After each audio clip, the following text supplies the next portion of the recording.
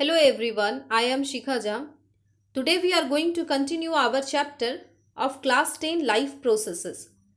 इस चैप्टर में हम लोग ऑलमोस्ट सब कुछ पढ़ चुके हैं, जैसे कि न्यूट्रिशन, रेस्पिरेशन, ट्रांसपोर्टेशन और एक्सक्रीशन इन ह्यूमन बीइंग भी हम लोग पढ़ चुके हैं। सिर्फ एक छोटा सा टॉपिक हम लोग का रह गया था, वो है एक्सक्रीशन इन प्लांट। तो प्लांट्स में एक्सक्रीशन क्या होता है इसको हम लोग समझते हैं। Removing of waste material by the plant. तो वेस्ट मटेरियल का रिमूवल बाय द प्लांट क्या होता है, एक्सक्रीशन कहलाता है, जैसे हम लोग एनिमल में पढ़े थे। ठीक है, उसके बाद देखते हैं they do not excrete out urea. Plant क्या करते हैं, they do not excrete out urea. जैसे कि हम लोग ह्यूमन बीइंग में पढ़े थे, ह्यूमन बीइंग किसको एक्सक्रीट आउट करते थे, यूरिया को या फिर यूरिक एसिड को। तो plants do not excrete out urea, instead they excrete out waste materials in the form of secondary metabolites like alkaloids, gums and resins. तो plants क्या करते हैं, waste material को excrete out करते हैं in the form of secondary metabolites, जैसे कि alkaloids, gums, resins, ये सब। तो secondary metabolites क्या है, प्लांट का एक तरह का डिफेंस मैकेनिज्म भी है। प्लांट अपने आप को सेफ रखने के लिए, प्रोटेक्शन के लिए भी secondary metabolites का यूज करते हैं। उसके साथ साथ प्लांट्स क्या करते हैं, वेस्ट मटेरियल के रिमूवल के लिए, जैसे कि अल्कोलॉइड, गम, रेजिन्स, इन सब के रिमूवल के लिए भी सेकेंडरी मेटाबोलाइट्स को यूज करते हैं। तो अल्कोलॉइड्स, गम्स, रेजिन्स ये सब क्या है, एक तरह का सेकेंडरी मेटाबोलाइट्स ही है, प्लांट्स का वेस्ट प्रोडक्ट है, जिसको हम लोग एक्सक्रीशन के प्रोसेस से प्लांट से बाहर निकालेंगे। आगे देखते हैं और भी जो वेस्ट प्रोडक्ट है प्लांट्स में, वो कैसे निकालते हैं plant.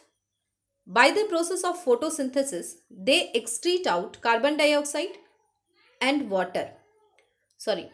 By the process of photosynthesis, they excrete out oxygen molecule and carbon dioxide by respiration. देखिए, हम लोग फोटोसिंथेसिस में क्या पढ़े थे कि कार्बन डाइऑक्साइड वाटर मॉलिक्यूल से मिलता है और ग्लूकोज बनाता है और ऑक्सीजन बनाता है। जो ऑक्सीजन जो है बाद में लीफ के अंदर प्रेजेंट स्टोमाटा से बाहर निकल जाता है ऑक्सीजन मॉलिक्यूल। और ठीक रेस्पिरेशन में इसका अपोजिट प्रोसेस होता था। फोटोसिंथेसिस सिर्फ डे के टाइम में होता है और रेस्पिरेशन डे एंड नाइट दोनों के समय में होता है। तो फोटोसिंथेसिस से क्या होता है, ऑक्सीजन का रिमूवल हो जाता है और रेस्पिरेशन से क्या होता है, कार्बन डाइऑक्साइड का रिमूवल हो जाता है। तो कुछ वेस्ट प्रोडक्ट प्लांट्स कैसे बाहर करता है, ऑक्सीजन के फॉर्म में और कार्बन डाइऑक्साइड के फॉर्म में। उसके अलावा कुछ वेस्ट प्रोडक्ट को plants by the process of transpiration they excrete out excess water. तो एक्सेस वाटर जो प्लांट में प्रेजेंट होता है वो प्लांट कैसे निकालता है, ट्रांसपिरेशन के प्रोसेस से निकालता है। सेम वही प्रोसेस होता है, लीफ में प्रेजेंट होता है स्टोमाटा, स्टोमाटा से water molecule in the form of water vapour बाहर निकलते हैं, उसको ट्रांसपिरेशन बोलते हैं। तो हम लोग पूरा पढ़ चुके हैं फोटोसिंथेसिस के बारे में, रेस्पिरेशन के बारे में, ट्रांसपिरेशन के बारे में कि ये सब क्या होता है प्लांट के अंदर में।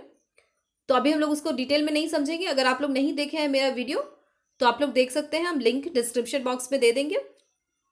ठीक है, तो आगे बढ़ते हैं। Excretion from bark. प्लांट जो है कुछ वेस्ट मटेरियल को बार्क के थ्रू भी एक्सक्रीट आउट करता है। बार्क क्या है, bark is the old dead cell of plant. Bark क्या है, dead cell, old dead cell है प्लांट का। प्लांट का जो है पुराना डेड सेल, यहाँ देख सकते हैं हम लोग जो बाहर में लेयर में है, ये क्या पुराना डेड सेल है प्लांट का, इसी को हम लोग बार्क बोलते हैं। ये क्या होता है कि ये कुछ समय के बाद पिल ऑफ हो जाता है, यानी कि ये बाहर निकल जाता है। तो ये जब बाहर निकलता है तो ये अपने साथ साथ क्या करता है, कुछ वेस्ट प्रोडक्ट को, जैसे कि टेनिस और कुछ और भी वेस्ट प्रोडक्ट को अपने साथ बाहर निकाल देता है। तो बार्क क्या करता है, एक्सक्रीशन के प्रोसेस में मदद करता है। कैसे करता है, ये खुद जब पिल ऑफ होता है तो अपने साथ साथ कुछ और वेस्ट प्रोडक्ट को स्टोर करके रखता है और उसको बाहर कर देता है। तो bark is the old dead cell of plant which peels off having the waste product of the plants like tennis and other waste। ठीक है, इसके अलावा देखते हैं और कैसे वेस्ट प्रोडक्ट प्लांट्स निकालते हैं। Excretion from old xylem tissue. तो प्लांट्स जो है ओल्ड जाइलम टिश्यू के थ्रू भी कुछ एक्सक्रीशन करते हैं, जैसे कि plants excrete out some waste materials like gum, resins, oil etcetera from the xylem tissue. यहाँ पे देखिए जाइलम टिश्यू है, बाहर में बार्क है, बार्क से बाहर निकल के ये देखिए ये जो गम है ये प्लांट एक्सक्रीट आउट कर दिया है। तो ये कहाँ से एक्सक्रीट आउट होता है, ओल्ड जाइलम टिश्यू से। जाइलम टिश्यू के बारे में हम लोग पढ़ चुके हैं, 9th क्लास में भी पढ़े थे। तो ओल्ड जाइलम टिश्यू के थ्रू प्लांट जो है सम वेस्ट मटेरियल को बाहर कर देता है, जैसे कि गम, रेजिन्स, ऑयल एटसेट्रा। तो अभी हम लोग देख लिए हैं कि प्लांट कैसे वेस्ट मटेरियल को बाहर करता है। कुछ तो प्लांट सेकेंडरी मेटाबोलाइट्स के फॉर्म में कर देता है, कुछ फोटोसिंथेसिस में करता है, कुछ रेस्पायरेशन में होता है, कुछ वेस्ट प्रोडक्ट प्लांट जो है बार्क से बाहर कर देता है, जब बार्क पेड़ से झड़ता है तो उससे बाहर हो जाता है, कुछ ओल्ड जाइलम टिश्यू के थ्रू हो जाता है। हम लोग बहुत सारे प्लांट में देखे होंगे कि गम जो है वो प्लांट से बाहर निकल रहा है, तो वो क्या है, प्लांट का वेस्ट प्रोडक्ट है बाहर निकलने के लिए। इन सब के अलावा ये गम वगैरह निकलना जो है प्लांट का डिफेंस का प्रोसेस भी है, यानी कि प्लांट अपने आप को सेव करने के लिए भी करता है, प्रोटेक्शन के लिए भी करता है। तो इसी के साथ हम लोग का चैप्टर लाइफ प्रोसेस कंप्लीट हो गया। चारों प्रोसेस के बारे में हम लोग डिटेल में देख लिए हैं। Thank you so much. Please subscribe to my channel.